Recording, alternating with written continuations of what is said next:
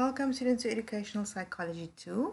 Most of you have completed Educational Psychology 1 and have now obviously progressed to PSED 176. For those of you that are joining from other institutions and have qualified for RPL, welcome. I do hope that you enjoy this educational psychology journey with me and your peers. I create this video just to give you a brief overview of what you can expect in this module. You obviously do have a module guide to guide you as well, but this is just a quick chat through what my expectations are within the semester and just for some helpful tips that might help to guide you as you proceed. So there are many aims for this module. I create some of my own aims and skills that I'm hoping that you will pick up through the various assessments and videos and literature that I've uploaded. And so these are in line with academic standards. There are some academic skills and objectives that I have for you. I've built it into the module, but beyond that, there's also specific outcomes for this module that relate to the content, and that is to do with the different theories on learning, the theoretical and psychological rationale around these learning that I'm hoping that you will be able to really engage with and understand during the semester. We have spoke about theories last semester. This will take us into another iteration or another step into what the theory is about and how they are applied. We'll also be looking into things such as intelligence for the semester, and of course you'll be able to apply some of the knowledge that you've learned with the large semester project, which I'm hoping that you will really enjoy, but we'll discuss that a little bit later. It is important that you remember and you go through the work we've done last semester, because it does help you as a building block to proceed with the work that you'll be doing in Educational Psychology 2. So this module, Educational Psychology 2, is only presented for one semester. So at the end of the semester, you will have completed it, and when you've passed, you will have completed it. It follows on from Ed Psych 1, of course, Educational Psychology 1. In terms of the module structure, you will have 5 units you will work through, as well as a summative task at the end. There is an introductory unit at the beginning where this is really just the videos that you've seen, and then we'll also have a discussion forum just to chat a little bit around and to practice a little bit what we've covered already last semester. And then of course you'll have teaching practice time. I've tried to plan the assessments in such a way that it doesn't clash, of course, with teaching practice time, but also that you have time to work on those assessments prior to teaching practice, and then of course submitting it after teaching practice. So pay attention to those dates as well. In terms of the final submission is very interesting because I mentioned a term project. Your final submission will be based on a task that you'll be expected to submit for both Unit 3, which will be the draft, and Unit 4, which will be your final submission. And your summative task will really be based on that term project.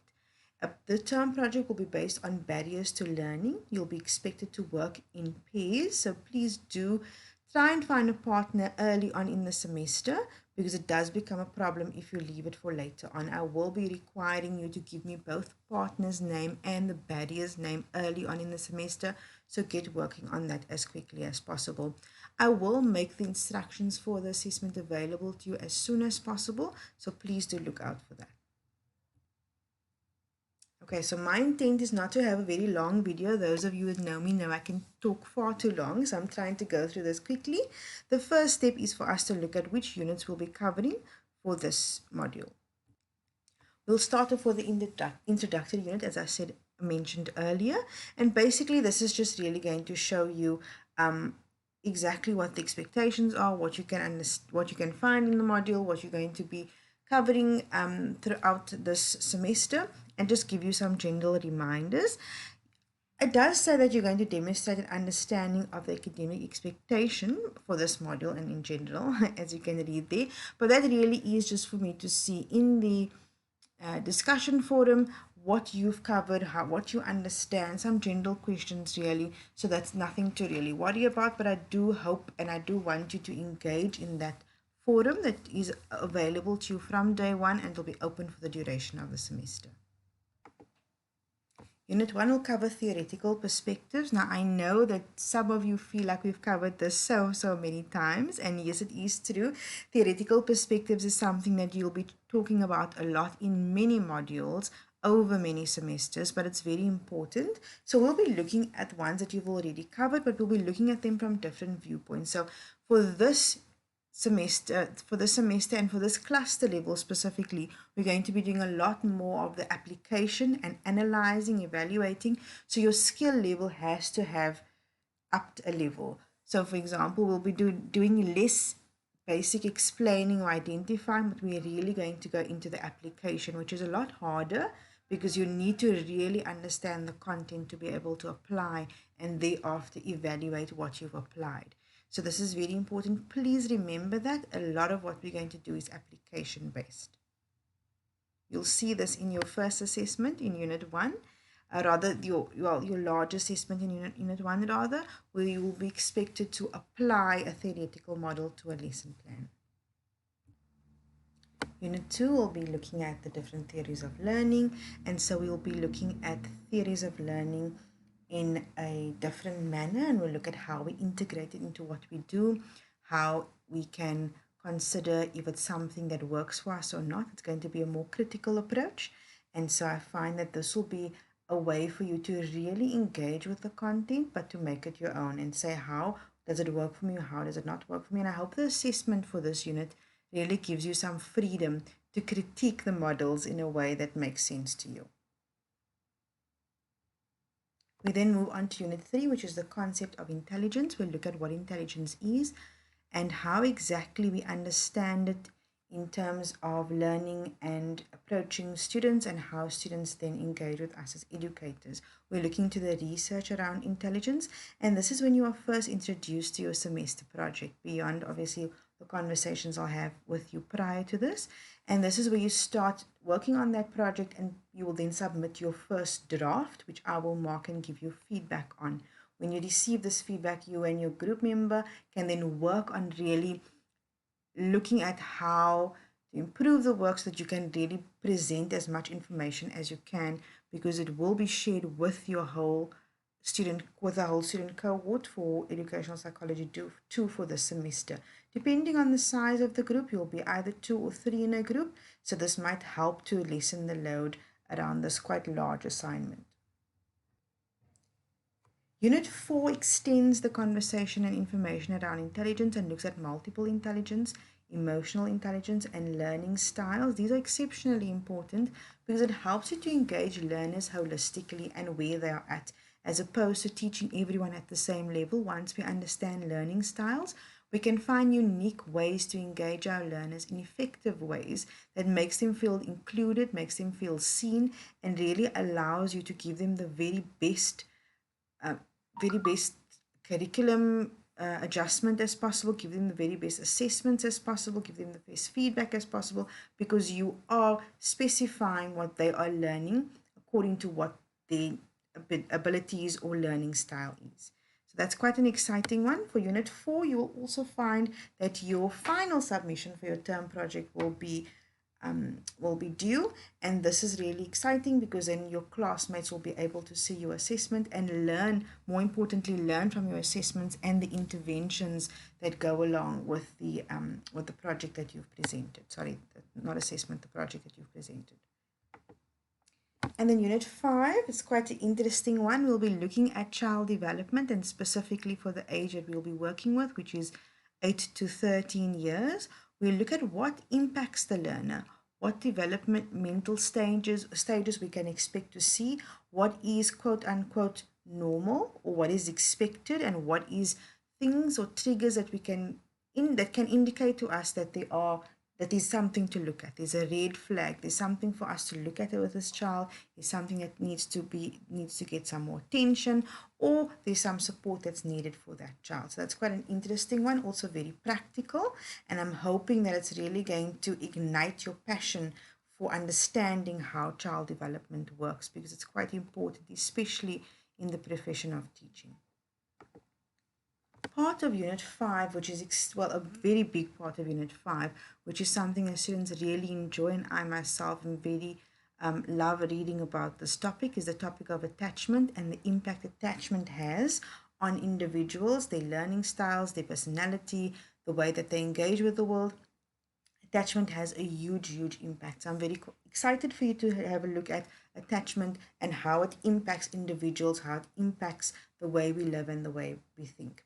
Now, I want to just also mention here that I believe in allowing students to work at a pace that is best for them. Therefore, I try to open the units ahead of time. So some of you will find that you work at quite a quick pace and you get through the content quite quickly. And then, you kind of find like, oh, I could be doing more. So for those of you that work a little bit faster, I do open units ahead of time so you can work on the next unit while you still have time. For some of you that work at a different pace or a slower pace, or you are more perhaps, your time is a little bit different, that's perfectly fine. You can work according to the term dates or the unit dates. And as long as you submit on time, that's not a problem. But I would like to accommodate everybody at their different learning speeds. And therefore, I do open units ahead of time. You're not expected to work ahead, but if you would like to, you are more than welcome to do so. I want to point out it's a very small example of it, but this is how we can accommodate learners at different levels, or rather at different need levels. So some people want to work fast, some want to work a bit slower, some want to work a bit more carefully. So always try to structure your work in a way that accommodates people for the different working styles. For example, I make sure to have videos, reading material, as well as assessments set in different ways to accommodate people or individuals that have different ways of working. So always think of the way you present your material, you present your assessments to ensure that all your students are able to engage with the literature in a meaningful way. So I've already spoken about the summative task more than once. You can see my excitement around it. I'm quite excited about the summative task because, as I said, it's based on your large term project. This project will be very important because what I expect all of you to do is to choose a topic, and this will be a barrier to learning. You will then work with your partner or partners depending on the number of students that is registered for the module for the semester, which I will talk about a bit later in the next couple of weeks. So you will choose a learning barrier, you will choose your partners, and then you or your partner, and then you will start to research this topic. I will give you a lot of input. I'll also provide a lot of research for you, and you will then develop a presentation that will be available to your classmates for the semester and thereafter. This helps all of you to be able to have quite a substantial amount of research available to you when you go out into the working world. Now, importantly, please don't ask for extensions for the summative task, because I am giving the instructions to you quite early and the expectations. So please do not expect extensions. I would like you to work on it continuously. As soon as I start talking about it and giving you the information, please try to do at least getting some research and thinking about the topic as you can. We will incorporate many of the previous units into this one assignment, so everything is going to be drawn together, and like I said earlier, it will be available to you shortly. If you know me, as I always say, contact sessions are always available to you. You have to just send me a Moodle message or an email, preferably a Moodle message first, and then we can chat about dates and times. We can do them one-on-one, we can do them as a group, whatever you prefer, but I'm very happy to accommodate you as long as I have enough of a heads up on when you need to see me, and then we can make an appropriate appointment at a time that suits both of us. I would be remiss not to add these important points. Remember, referencing essential, something that you cannot avoid, and something that you should work on consistently. Your due dates are exceptionally important. Contact sessions I have not set as yet. I will ask you as the semester progresses, but set up one-on-one times with me if you need to do so. Your sources of information should be diverse as possible, but ensure that they are of an academic standard. Please do not use Wikipedia, do not use blogs, do not use sources that do not have a good academic chain, and then read as much as you possibly can. The last thing that I'd like to say to you is good luck for this semester. I hope that you have a wonderful journey this semester and this year, and that you meet all of your academic and personal goals. I look forward to learning with you and from you, and I am excited to start our journey together. Thank you for watching this video, and all the best.